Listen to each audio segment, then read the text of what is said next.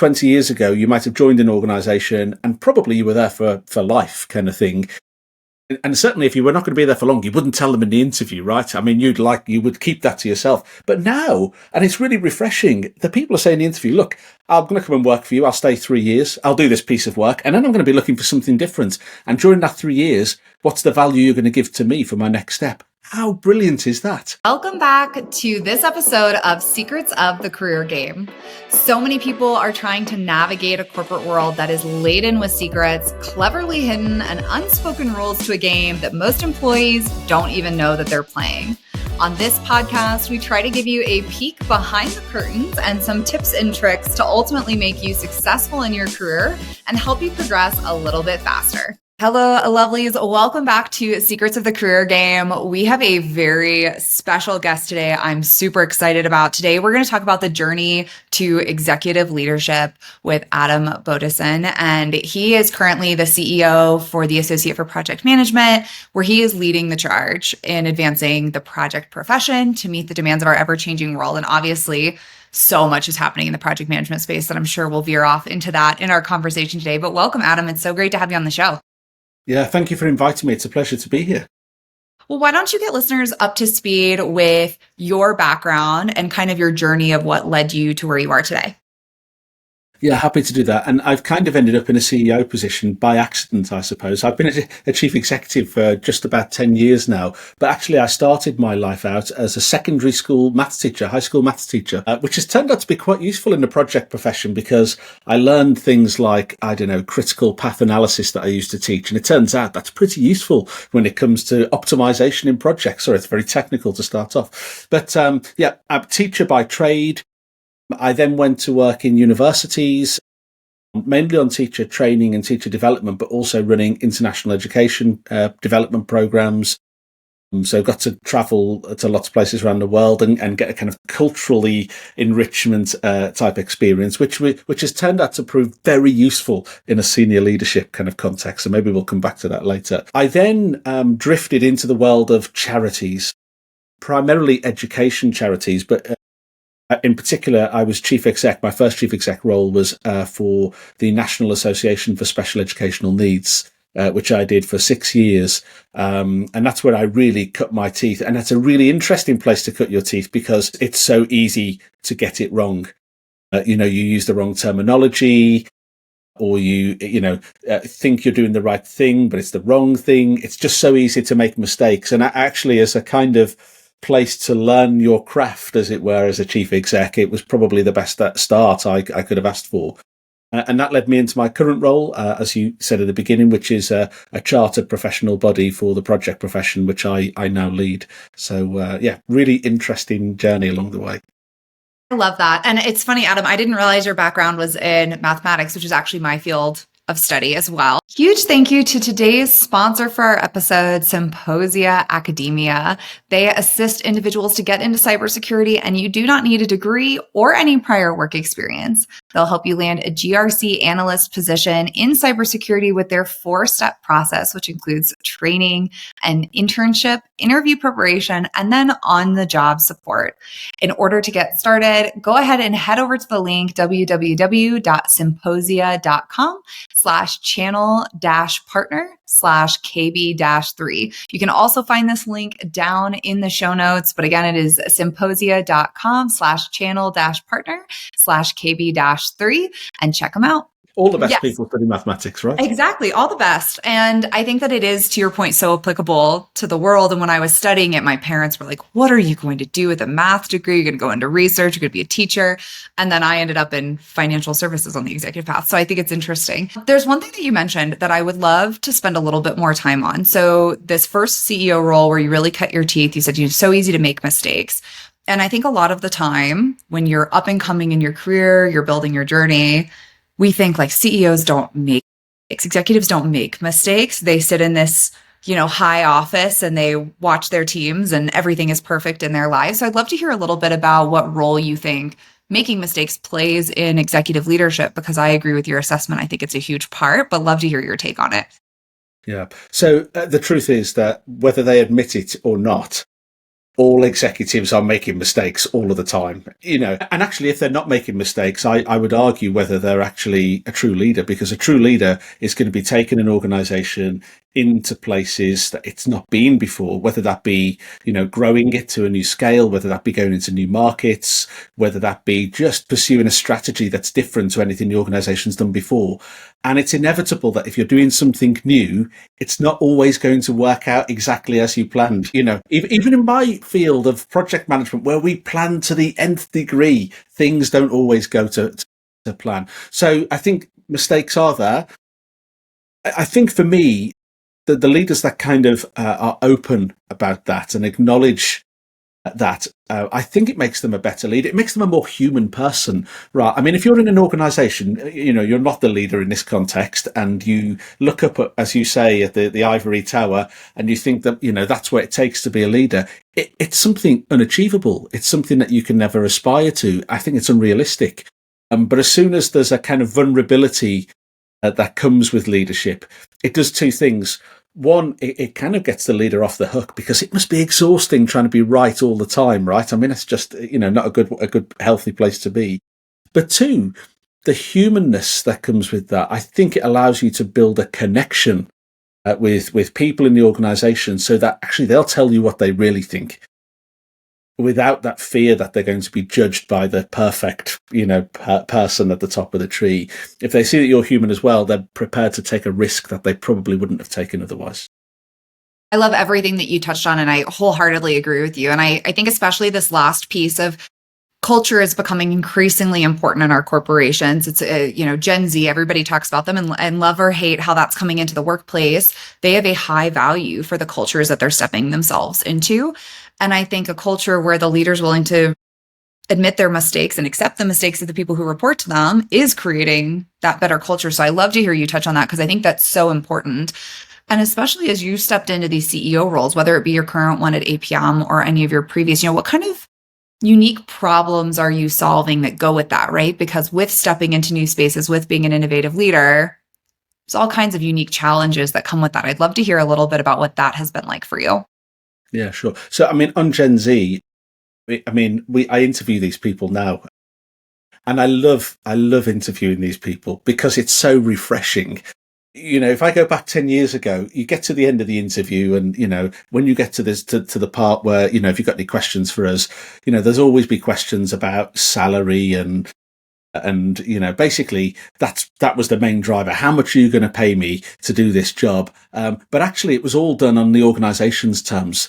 I think that it's a reversed game now. The Gen Z, they care about, well, actually, I'm not saying they don't care about salary. They do, but it's not the top thing that they're interested in. I found them more interested in culture, values, particularly interested in flexible working. And I think the difference is, I'm a millennial, right? So I guess I kind of live to work, I suppose. Is that what it's all about? But, I'm always interested in how can I add the maximum contribution to this organization? But now the conversation is, why should I come and work for your organization? I could apply anywhere. You should convince me, interviewer, that this is a worthwhile place for me to come and spend my next 3 years. So I find that really interesting. The other thing that's interesting about interviewing these Gen Z folk is that they actually specify in the interview that they're only going to be with you for a short time. So I recognise I'm stereotyping here, but but bear with me. But for example, whereas 20 years ago you might have joined an organisation and probably you were there for life, kind of thing. And certainly if you were not going to be there for long, you wouldn't tell them in the interview, right? I mean, you would keep that to yourself. But now, and it's really refreshing, the people are saying in the interview, look, I'm going to come and work for you. I'll stay 3 years. I'll do this piece of work. And then I'm going to be looking for something different. And during that 3 years, what's the value you're going to give to me for my next step? How brilliant is that? And by the way, when it's got a start and a defined end and a very specific set of objectives you're trying to achieve, it sounds a lot like a project. So I think there's this whole kind of project philosophy that we can bring to the workforce, a kind of projectification of the workforce, if I call it that. Well, and I love everything you're touching on, because, Gen Z gets an interesting rep right now. When millennials, when we were up and coming, same thing. You loved us or you hated us, right? There was no in between. And so I do think, some of this is just generational, but I love that they're bringing this focus to the culture, right? I think as a millennial, I was talking about this with a peer of mine a few weeks ago. I put up with some stuff early on in my career that like nowadays would be front page news. But at the time, you're like, well, it's corporate and they're in charge and you just kind of go do your work and you keep your mouth shut. And it's interesting that now there's this like, what can you do for me? Why should I work for you? And I'm happy to come in and do this job. They're not necessarily always pushing for a promotion or for the next level. They're like, hey, I'm here to do this job.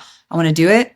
And then either I will get promoted or I'll go somewhere else. And I'm cool with that too. And so I do think it's a much more straightforward approach. I think it's an interesting transition with how the workforce has been to make space and figure out how best to meet those requirements and those needs that Gen Z now has. But I totally agree with you. I think I have an employee who works for me who comes in and he's like, hey, I just want to do my job. I'm like, well, I'd love to do this. We could get you promoted. He's like, I just want to do my job. I want to log off at 4:30 and I don't want anybody to ask me questions. And I was like, I mean, great. There's a role for that. So I think that it is interesting that they bring this refreshing perspective to how Absolutely. they're showing up at work. Yep. Absolutely. You asked me about kind of unique problems and things, Mm-hmm. and I suppose one of the great things about being a chief exec is that you deal with all of the problems that don't really fit anywhere else in the organization. There's no natural space, because often one of the great things about being in charge is you can delegate things, right? So, this is a marketing issue. Director of marketing, please can you deal with this? So the interesting problems that end up with me tend to be cross-cutting, so they affect multiple areas of the organization, which makes them really interesting problems. But they also tend to be ones that carry some kind of high level of risk with them. So it could be that they impact on, really important clients or stakeholders, or it could be that they are reputationally risky, or they involve key members of staff, but for whom, if we get it wrong, it could be, catastrophic for the organization and so on. So you get these really thorny issues. And what that means is that you really have to think hard about how you're going to solve them. There's not always an obvious, it's not like, I've seen 10 of these before, I know exactly how to deal with this. It's going to be a unique solution every single time. And I have a little thing that I use now to try and work out whether I've got the right solution to a problem. And I call convince yourself, convince a friend, convince an enemy. They're kind of the three stages of testing whether your solution is really the right solution. So first of all, I've got to satisfy myself. Yeah, this could work. Then I'll go to somebody who maybe is, a nice person who is usually will be quite kind to me. And, if I can convince them it's a good idea, which I probably can, then that's quite good. And now I feel emboldened. I'm now going to go and deliberately find somebody in the organization who just tells me straight as it is, that's rubbish, Adam, don't do that, or whatever they're going to say. And I say, look, I'm thinking of solving this problem in this way. And if I can convince them as well, then I know I'm onto a winner. I love that approach. And two things that you mentioned that I think are really critical here. One is when you have this last step of, convince your enemy or convince your opposing force, right? Most of the time we tend to avoid those individuals in our organization, the people who are contrary, who are challenging, who are opposing. I've seen many leaders over the course of my tenure steer clear of those people because they're like, oh, well, they'll get on board eventually. And I'd rather not fight the fight. But I love the approach of instead, let's have a one-on-one conversation. You and I talk. Let me hear your concerns, because if I can convince you, one, if you're going to be an advocate for me, it's going to help me with everybody else, right? Because they're easier. You're my most difficult. But then two, you're strengthening that relationship with somebody who is going to tell it to you straight, who is going to give you good feedback, who is going to help you grow as a leader and into your next stage. And so I love that that's a part of your methodology, because I feel so often leaders kind of jump right over that because they feel it's easier to circumvent or easier to avoid. It changes the relationship, doesn't it, from somebody who's difficult to somebody whose opinion you respect. Absolutely.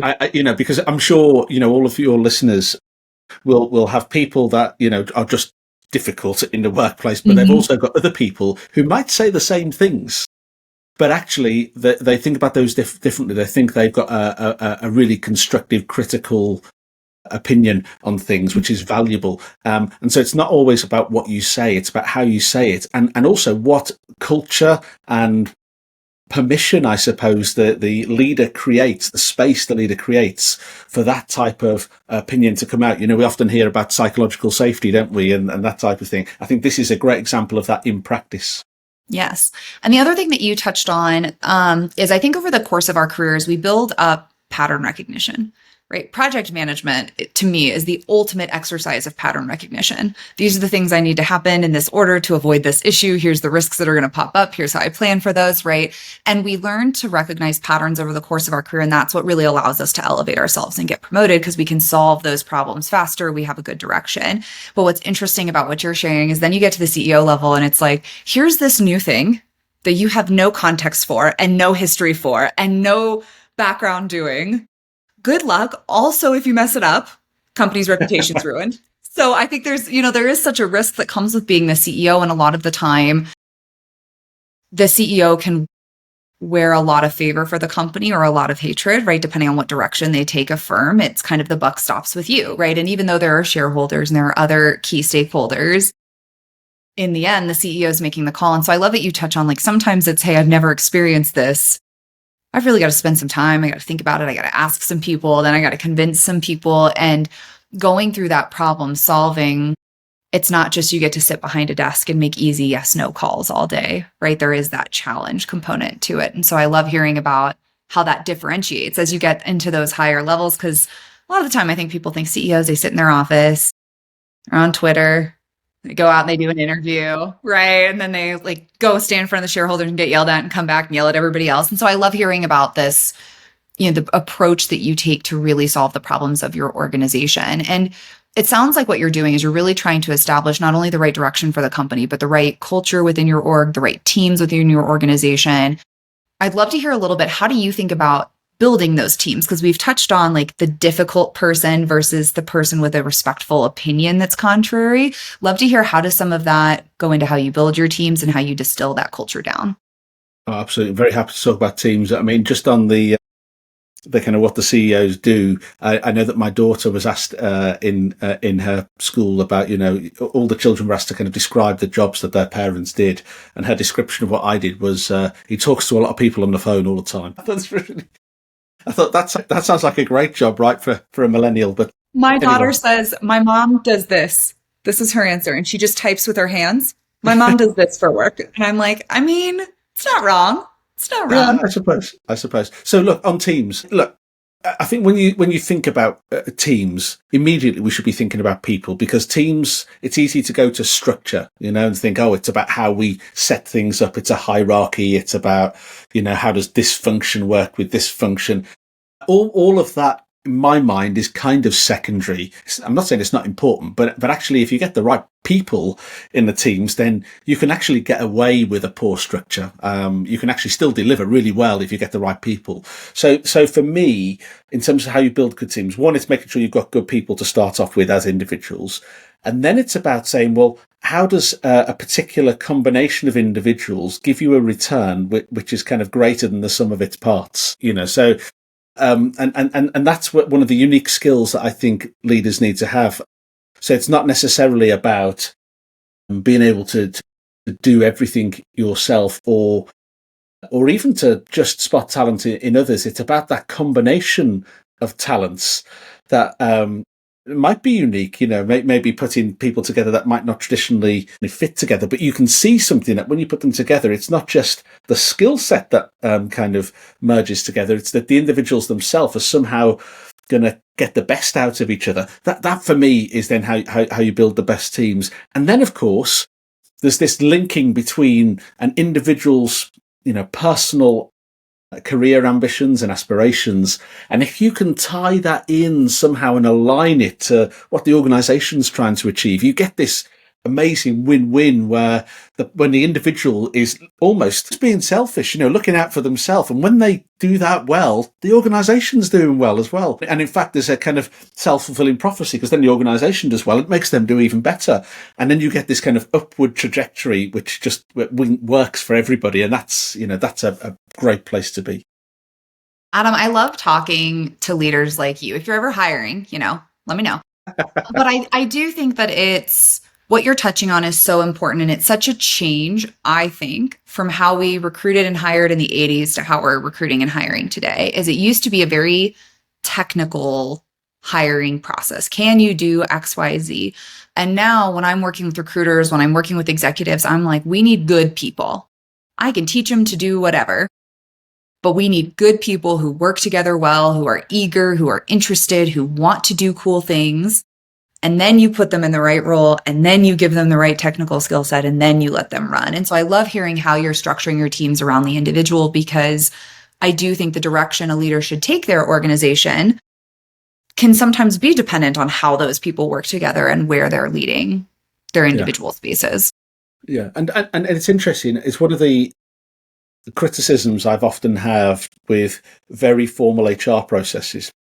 We've all been in the interview when we have our list of questions and we have to score the answer to the questions. And the reason we're doing that is because we want to do it absolutely fairly by the book. So if anybody comes back later on and says, oh, hang on a minute, that was unfair, because we can say, aha, but we stuck to this criteria, and therefore, the person with the highest score was appointed.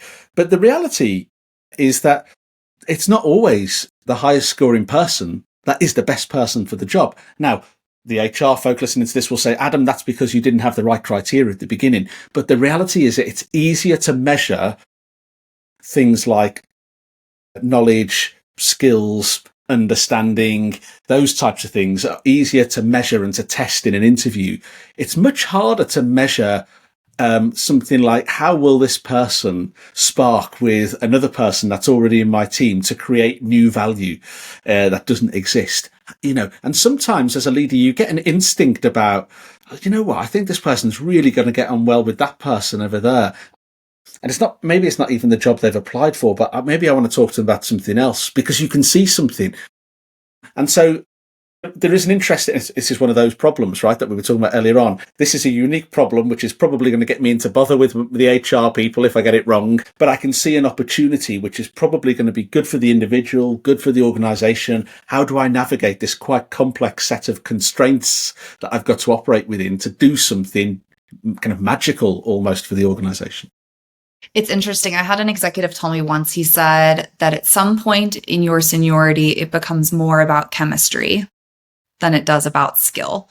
And I think that's kind of what we're talking about. And I think that gets a bad rep where it's like, oh, well, the hiring manager didn't like me. And that's why we have these rigorous scoring systems and this fairness that we're trying to achieve. Most studies show the hiring manager knows if they're going to hire you in the first 5 minutes of an interview.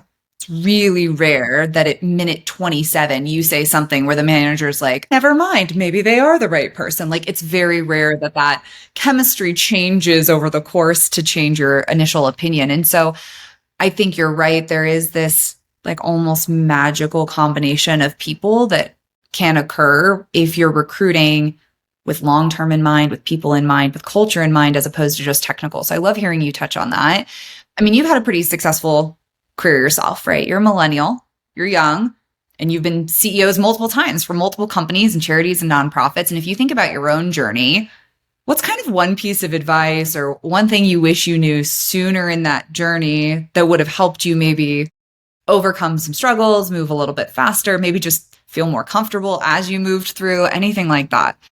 Yeah. I mean, there's so many things here. I've been trying to kind of narrow this down to one. I'm going to go for 3, actually. I hope is that okay? I'm probably breaking the rules of your pod here, but let me go for 3. So first one, really simple, aim high. Because actually, when you're young, or an early career professional, let's say that, actually you've got no track record, good or bad, right? And there's a benefit there, because you can kind of pitch for things that later on are harder because you're kind of defined by your track record. So I think early career wise, and people should aim higher than they think they're capable of, because probably they're capable of much more. So that's the first one. The second one, and I kind of touched on this as we were going through the interview earlier on, was to do with this idea of the incomplete leader, which is obviously, a very well documented kind of leadership kind of approach. The idea that as a leader, you don't need to know everything, but what you do need to be able to do is to build the right team around you. And as we were talking about just then, it's not necessarily just about people that you kind of like. Often I find myself picking people that I don't particularly, find myself aligned to. And I do that deliberately because I know they're going to bring something that I haven't got. So in my early days, I think I probably used to try and recruit people which were a bit like me. And I quickly realized that this was a bad decision to do that, because I don't get on very well with myself. I don't know if that's just a me thing or whatever. I don't know. But recruiting different people, I think, is really powerful. And then the last thing, really pick the projects that you want to focus on, the things as a leader that are going to shift the dial. And, in terms of trying to decide what they are, I say you need to pick projects that are going to be small enough that you can realize them, but large enough that they're going to have an impact. And if they fit into that sweet spot, then go for it. I love those. And I love the rule of threes. We talk about it on my pod all the time. So I'm glad that you came with 3 answers, because I think it's great. And it's funny, your first one, aim high. When I first graduated school, right, I'm some nobody with a math degree, and I somehow end up seated in front of a CFO of a company. And he's like, so where's your career going? I was like, well, your chair eventually. Talk about aiming high. I'm like 18, no work experience, fresh out of school. I'm like, I would like your job, Mr. CFO. And he was like, in hindsight, not a great answer. If you're listening to this, you're about to interview with the CFO. Don't say you're gunning for their job, maybe right out the gate. But he did hire me to work directly for him as a result of that interview. And he was like, I need somebody who's got the gumption to go into the rooms with these people and make change, and we'll see if you fit. So I love that advice. I love building great teams around you. I think that's so key, especially as you start to get to those more senior levels of leadership, and then to achieve what you say you're going to do. Right? Commit to it, execute it, knock it out of the park. So this was such a wonderful conversation, Adam. I loved our chat. If people want to find more information, they want to connect with you, they want to learn from you, where do you want people to go? Absolutely. So 2 things. So in terms of if they want to know about my organisation, so that's the Association for Project Management, they can go to the website, apm.org.uk. But in terms of me personally, I'm on LinkedIn. I'm easy to find. There's only one person called Adam Boddison, I think, in the whole world. So I'm at Adam Boddison. So really easy to find. Awesome. And we will link both of those in the show notes. Thank you so much for coming on the podcast, Adam. It's been wonderful chatting with you. If you are listening to this episode and you have questions for Adam or myself, feel free to leave them in the comments below. If you like today's episode, give us 5 stars. Otherwise, Adam, thank you again. This was great. Thank you.